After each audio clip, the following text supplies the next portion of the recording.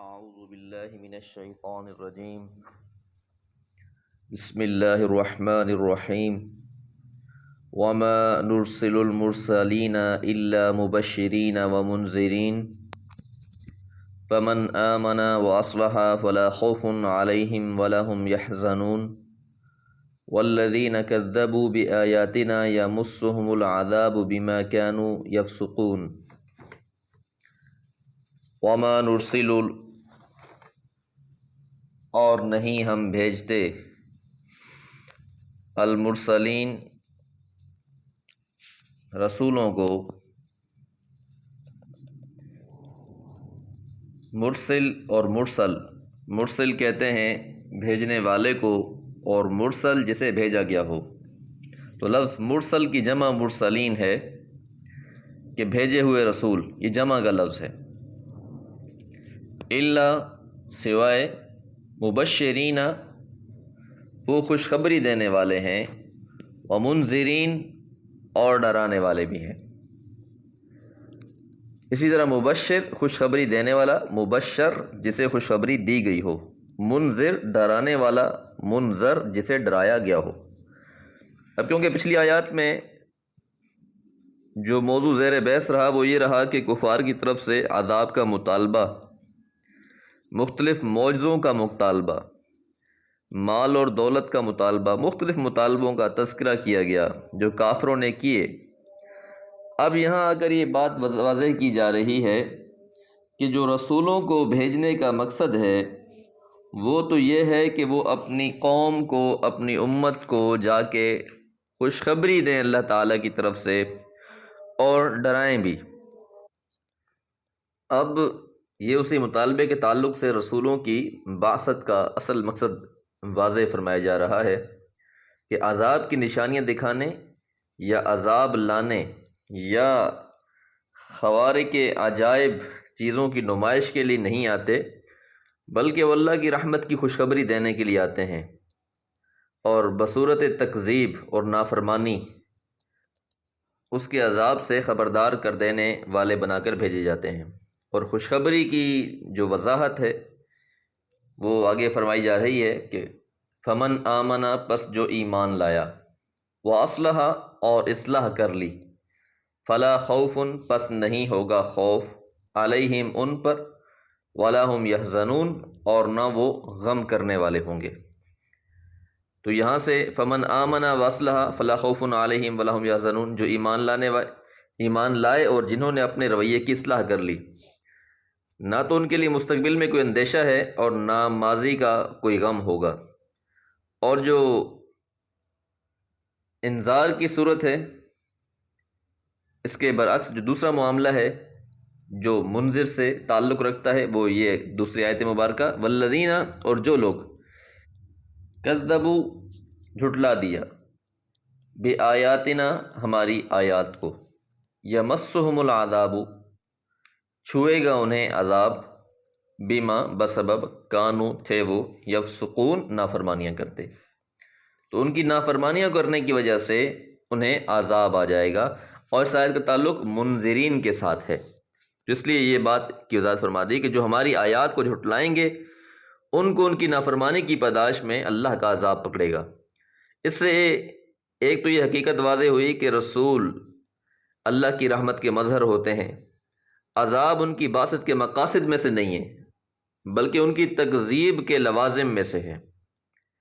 دوسری یہ کہ رسولوں سے لوگوں کو چاہنی وہ چیز چاہیے جس کے لیے وہ آتے ہیں، یعنی ایمان اور عمل صالح کی ہدایت، نہ کہ وہ چیز جس سے وہ لوگوں کو بچانے کے لیے بھیجے جاتے ہیں، یعنی جہنم اور عذاب.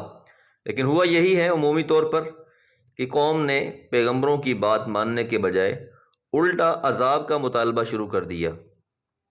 تو یہ مقصد نہیں ہے. مقصد اس آیت میں بیان کیا گیا کہ پیغمبروں کو بھیجنے کا مقصد تو یہ ہے کہ لوگ اس پر ایمان لائیں اور اپنی اصلاح کر لیں. رہی بات جو اللہ تعالیٰ معجزے وغیرہ عطا فرماتے ہیں پیغمبروں کو، تو اس کا مقصد بھی اتمام حجت ہوتا ہے کہ ہو سکتا ہے کسی نشانی کو، کسی علامت کو دیکھ کر یہ لوگ ایمان لے آئیں اور اس عذاب عظیم سے بچ جائیں. تو یہ خاص مقصد ہے۔ اگر اللہ تعالیٰ چاہتا تو چوتھی یہ کہ اس میں رسولوں کے لیے پیام تسکین بھی ہے کہ وہ اپنا تعلق اپنے اصل مقصد بعثت، بشارت اور انذار سے رکھیں۔ جو باتیں ان کے فرائض سے غیر متعلق ہیں ان کو اللہ پر چھوڑ دیں، بلا وجہ ان کی وجہ سے پریشان نہ ہوا کریں۔ اللہ تعالیٰ سے دعا ہے اللہ تعالیٰ مقاصد رسالت کو سمجھ کر اس کے مطابق زندگی گزارنے کی توفیق عطا فرمائے۔ وما علیہ الا البلاغ۔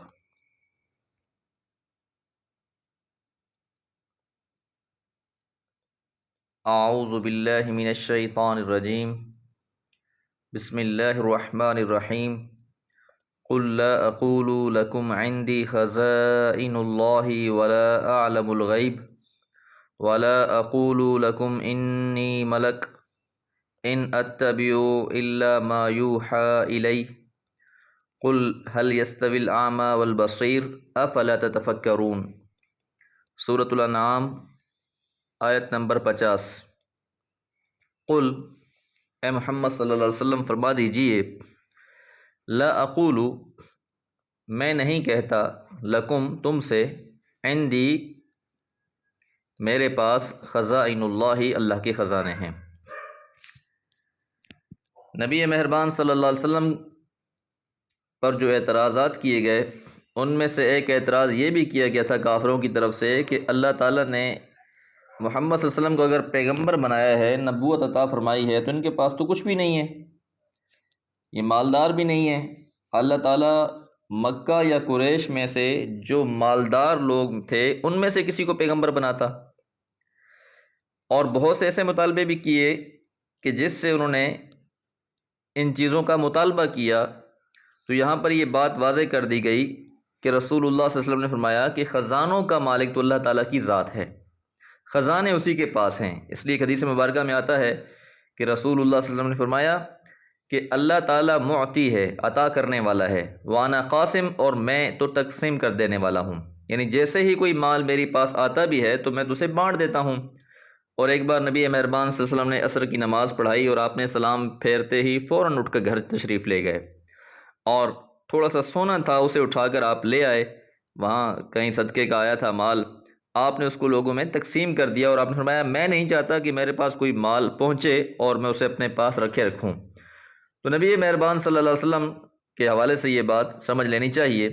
خاص طور پر ہمارے ہاں جو لوگوں نے یہ عقیدہ بنا رکھا ہے کہ جناب فلاں شخص نے فلاں کو اتنا بخش دیا، فلاں کی وجہ سے اس کے گھر میں برکت ہو گئی، یا فلاں کی وجہ سے اس کا کاروبار چل رہا ہے، اور ان چیزوں کی نسبتیں، برکتیں یا مال کا اضافہ، یہ سب اللہ کے بجائے اگر کسی اور شخصیت کی طرف منسوب کر دیا جاتا ہے تو یہ جائز نہیں ہے۔ ولا عالم الغیب، اور نہ میں غیب کو جانتا ہوں۔ یہاں یہ بات ملحوظ خاطر رہے کہ ایک علم وحی ہے اور ایک علم غیب ہے۔ علم غیب اللہ تعالیٰ کی صفت ہے، اسے اللہ کے علاوہ کوئی نہیں جانتا، اس لیے یہاں پر یہ واضح طور پر کہا جا رہا ہے کہ محمد صلی اللہ علیہ وسلم آپ کہہ دیں کہ ولا عالم الغیب، کہ میں غیب کو نہیں جانتا۔ اسی طرح ایک اور جگہ پر قرآن مجید میں اللہ نے ارشاد فرمایا لا يعلم من في السماوات والارض الغیب الا اللہ، کہ زمین و آسمان میں جو بھی ہیں وہ غیب کو نہیں جانتے سوائے اللہ تعالیٰ کے۔ ہاں، اللہ تعالیٰ ان غیب کی خبروں میں سے کچھ وحی کے ذریعے سے پیغمبروں کو اطلاع دے دیتے ہیں، کچھ خبریں بتا دیتے ہیں، تو وہ علم وحی ہوتا ہے۔ تو پیغمبر بھی وحی کے محتاج ہوتے ہیں، جو ان پر وحی ہو جاتی ہے اللہ تعالیٰ جتنا علم ان کو عطا کر دیتے ہیں وہ ان کو پتہ ہوتا ہے، اور جو بات اللہ تعالیٰ نے پیغمبروں سے بھی پوشیدہ رکھی ہوئی ہوتی ہے وہ ان کو بھی پتہ نہیں ہوتی۔ اس لیے رسول اللہ صلی اللہ علیہ وسلم نے ایک بہت خوبصورت تمثیل دے کر یہ بات سمجھائی کہ اللہ کا علم اور باقی مخلوق کا علم ایسا ہی ہے جیسے کوئی انسان سوئی کو سمندر میں ڈال کر نکال لے، جو پانی سوئی پر لگا ہے وہ مخلوق کا علم ہے اور باقی سمندر میرے اللہ کا علم ہے۔ تو لہٰذا یہ فرق ہے، اللہ تعالیٰ کا علم علم غیب ہے اور انبیاء کا علم علم وحی ہے۔ ولا اقول، اور نہ میں یہ کہتا ہوں، لکم، تم سے، انی ملک، کہ میں کوئی فرشتہ ہوں۔ تو یہاں پر اصل میں یہ بات سمجھ لینی چاہیے کہ ان آیات میں اب پیغمبر علیہ السلام سے جو ایک مسلسل ایک موضوع چل رہا ہے، ایک آخری اور فیصلہ کن اعلان کروایا جا رہا ہے کہ اگر تم نے بحث کرنی ہے تو ان چیزوں میں کرو جو میں تمہارے سامنے پیش کر رہا ہوں، جس کا میں داعی ہوں۔ ان چیزوں پر کیوں جھگڑتے ہو جن کا میں سرے سے کوئی دعویٰ ہی نہیں کر رہا؟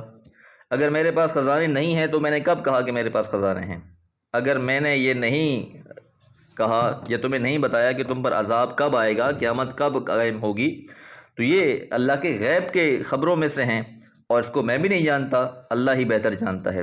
اگر میں فرشتہ نہیں ہوں تو میری زبان سے کب یہ بات نکلی کہ میں فرشتہ ہوں؟ اللہ تعالیٰ نے مجھے انسانوں میں سے ہی، اور اللہ تعالیٰ کی یہ سنت رہی کہ اللہ تعالیٰ نے انسانوں کی طرف انسانوں میں سے ہی لوگوں کو چن کر منتخب کر کے اور پیغمبر اور نبی بنا کر بھیجے۔ تو یہ اللہ تعالیٰ کی سنت ہے، اللہ تعالیٰ نے انسانوں کی طرف کسی فرشتے کو نبی یا رسول بنا کر نہیں بھیجا۔ ان اتبع، میں نہیں اتباع کرتا، پیروی کرتا، الا مگر ما یوحا الیہ، جو وحی کیا جاتا ہے میری طرف، کہ جو میرا طریقہ کار ہے وہ یہ ہے کہ جو اللہ تعالیٰ مجھ پر وحی کر دیتے ہیں میں اس وحی کا متبع ہوں، اس وحی کی اتباع کرنے والا ہوں۔ یہ اصل فرق ہے پیغمبر کا جو الکمال ہے یا پیغمبر کا جو خاص مقام ہے، وہ یہ ہے کہ اللہ تعالیٰ اپنا خاص پیغام پیغمبر کو اپنے فرشتوں کے ذریعے سے، الہام کے ذریعے سے، مختلف طریقوں سے یہ عطا فرماتے ہیں، اور وہی ہی خاصہ ہوتا ہے پیغمبر کا۔ قل هل يستوي الاعمى والبصیر، تو اے محمد صلی اللہ علیہ وسلم کہہ دیجئے هل يستوي الاعمى والبصیر، کیا برابر ہو سکتے ہیں نابینا اور دیکھنے والا؟ تو اب یہاں پر یہ بات کہ ذرا بھی سوچنے سمجھنے والا اگر کوئی انسان ہے تو یہ بتائے کہ اللہ کے ہاں اندھے اور بینا یعنی آنکھیں کھول کر چلنے والے اور اپنی خواہشوں کے پیچھے اندھے ہو کر چلنے والے یکساں ہو جائیں گے؟ کیا اپنی عقل و بصیرت سے کام لینے والے اور اپنی عقلوں پر پٹی باندھ کر زندگی گزارنے والے برابر ہو جائیں گے؟ کیا نیکوکار اور بدکار دونوں کا انجام ایک ہی ہوگا؟ اور اگر اس کا جواب نفی میں ہے تو یہ سورج سے زیادہ بدی حقیقت ہے، اور وہ وہی ہے جسے محمد صلی اللہ علیہ وسلم تمہارے سامنے پیش کر رہے ہیں۔ اس لیے فرمایا قل، فرما دیجئے هل يستوي الاعمى، کیا برابر ہو سکتے ہیں نابینا والبصیر اور دیکھنے والے؟ افلا تتفکرون، پس کیوں نہیں تم غور و فکر کرتے، کیوں نہیں تم غور اور تفکر اور تدبر کرتے؟ تو جو بھی انسان غور اور فکر کرے گا ان آیات میں، اس کے لیے ہدایت واضح ہو جائے گی، اسے حق پہچاننے میں کوئی مشکل نہیں ہوگی، بشرطیہ اپنی خواہشات، اپنی تمناؤں، اپنے گروہوں، اپنے فرقوں، اپنی جماعتوں کو ایک سائٹ پر رکھ کر قرآن مجید کو اس نیت سے پڑھا جائے کہ یہ اللہ کی کتاب ہے، یہی کتاب ہدایت والی کتاب ہے۔ ہمارے گروہ، ہمارے فرقے، ہماری سوچیں، ہمارے خاندان، ہماری قوم، ہماری بلادریاں تو غلط ہو سکتی ہیں، پر یہ اللہ کا کلام کبھی غلط نہیں ہو سکتا۔